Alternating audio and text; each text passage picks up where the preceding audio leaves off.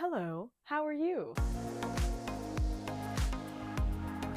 Hello everybody, welcome back to my channel. I am Jess. It is so lovely to see you today. We're here to talk about the last 2 episodes of Agatha All Along, so if you have not watched the show or the finale and you don't want to be spoiled, now is your chance to leave, because we will be talking about spoilery things. 3, 2, 1. Okay, let's get into it. It's been about a week since the episodes have come out, so I've had a lot of time to reflect on them and kind of process everything that happened. My starter overall thoughts on the last 2 episodes is I really enjoyed how it ended, but I felt like it was missing like a little something. Okay, so let's get into deeper details here. First of all, in episode 8, Alice clearly did really die. I would have loved if they had shown her like reuniting with her mom or something. I felt like that was kind of sad. She had such a sad ending. Like, she defeated the curse and then that was it. In my opinion, it felt like they did a really good job of showing Alice's despair about that too. Like, she finally broke the curse. She finally feels like she can start doing something, and then that's it. But I was so sad about that and I miss her so much. I am obviously not glad that Lilia also died, but I am glad that her death is a permanent death, because I feel like her story was explained very well and eloquently. And I think if they were to reverse her actions by saying she didn't die and she was alive the whole time, it would have kind of undone such a beautiful storytelling aspect for her own characterization. So while I'm sad that we'll never get more Lilia in the MCU, I am glad that her purpose wasn't made like Tony's with Loki, where the Infinity Stones were just paperweights. If you guys get what I'm saying, like, I feel like when they did that reveal, it was like, well then what was the point? And if they were to do that for Lilia, I would have been pretty sad. So I'm glad that her legacy is honored in that way. Same with Alice's. She died protecting someone. She's a protection witch. I'm so glad that Jen made it off the road. I was a little worried for her, not gonna lie. I for sure thought she was a goner. I was like, it's just gonna be Agatha and Billy. This is it. But she got her power back, and I'm so happy for her. And I think what's so crazy about Jen in particular about this is that she still thinks the road is real. Like, to her, that experience was not a hex. Like, she fully believed that was the road and that she made it out. I'm so curious to see if and when they will continue Jen's story in the MCU, because I don't think that she is going to be completely gone. I think that they're still open for bringing her back into some future witchy projects, whether that be Agatha season 2 or a Scarlet Witch movie. Marvel, please, we're begging you. All of us want a Scarlet Witch movie so bad. I thought the last trial was very interesting, mostly just sad. It was sad.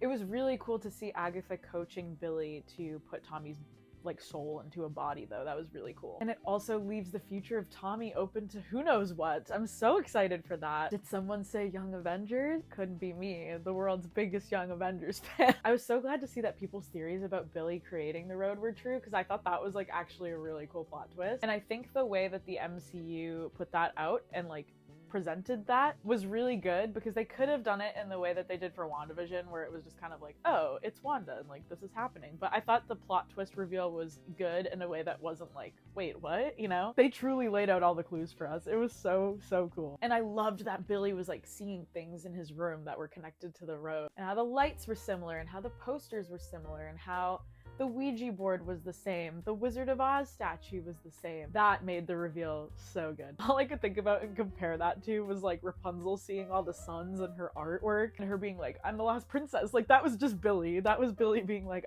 that was me. I created the road. Also very glad in episode 9 we finally got backstory on Nikki. Nikki's story was very sad too. But I loved that the ballad was written by Agatha and Nikki the whole time. That was a plot twist I did not see coming. When they started singing that together, I was like, oh my god, no way, they created the ballad. And then Agatha just scamming all these witches for centuries. Actually iconic of her. I keep thinking of that Agatha through time scene over and over and over again. It was just so good. Honestly, I think that's probably one of my favorite scenes that they filmed for like the whole show. Also, her outfit slayed. Her vintage look was very Midge Maisel. For those of you who watch The Marvelous Mrs. Maisel, it's just like, that was her vibe. She looks exactly the same. I couldn't believe that Agatha died though. I was a little bit surprised by that. Now that I've sat with it a little bit more, I am much more accepting of it, and I'm really excited because I like that they're kind of paralleling Ghost Agatha in the MCU to Ghost Agatha in the comics, and how she was a mentor to Wanda, but now she'll be a mentor to Billy. I think that's gonna be really fun. But when it first happened, I was like, wait,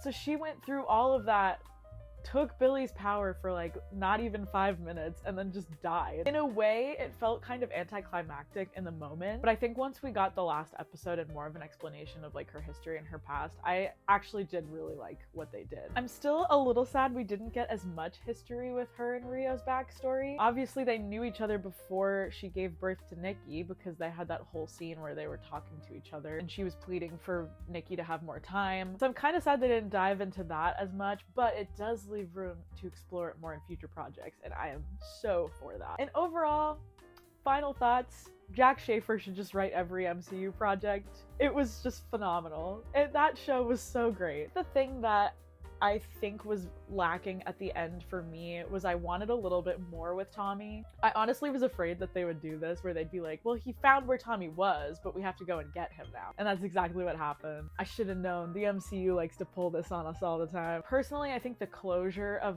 that in particular was what lacked for me a little bit, but overall the finale, I'd give it like a 9.7 out of 10.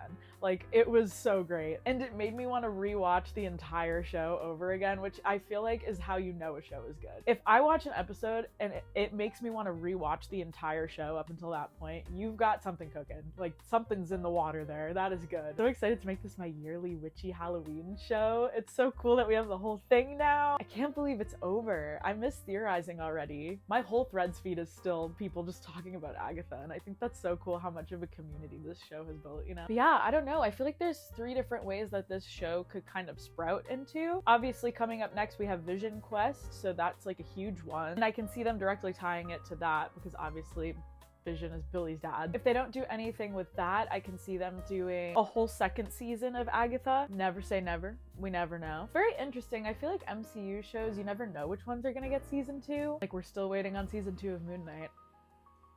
And I'm just saying, I would really like season 2 of Moon Knight. I would love for them to do like a 2nd season of Agatha that leads into like finding Tommy and everything. Or even a 2nd season of Agatha where we get more of Agatha's past. I would love that. Being a witch, doing her thing, scamming and killing all the witches. Typical Agatha. And the 3rd way I can see this going, as I keep saying, a Young Avengers project. Honestly, if they do a Young Avengers project, I kind of hope they make it a TV show. That way they're able to kind of cover all the characters and their stories because there's so much going on with them. I could see them doing like a movie project too, but I think TV would probably be the best bet in terms of like Young Avengers stuff, at least in my opinion. I hope we don't have to wait too long to find out who Tommy is. Who would you guys fan cast as Tommy? I want to know. Someone on my TikTok live once said they would love to see the actor who plays the new Percy Jackson. He would be a great Tommy. And I so agree with that. I think that would be so much fun. I'm also trying to think of an actor who looks similar to Joe Locke. His look is so unique that I feel like trying to find someone who looks even remotely like a twin to him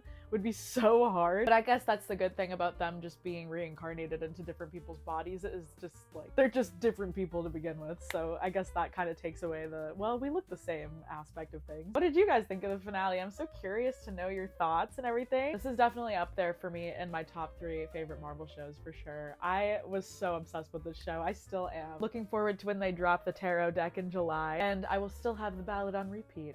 And it better make it on my Spotify Wrapped this year. That's all I'm saying. Thank you guys so much for coming here each week and listening to me and my Agatha thoughts. It's been so much fun. I feel like I'm probably gonna do this more often for Marvel projects because I feel like this is another way for us to connect and talk about things that we like. The next Marvel project that we have, I think, is What If in December, right? So I guess I will chat with you all about that during that time. But until then, if you like this video and are looking for more, be sure to like and subscribe below. And a huge shout out to Marvel Freak 247 and Challenger Girl for being channel members. Channel members get early access to videos like this one, behind the scenes content, and more. If that's something you're interested in, there's a link below with different tiers that you can look at. Until the next video, my loves, I will see you next time. Love you bunches. Bye!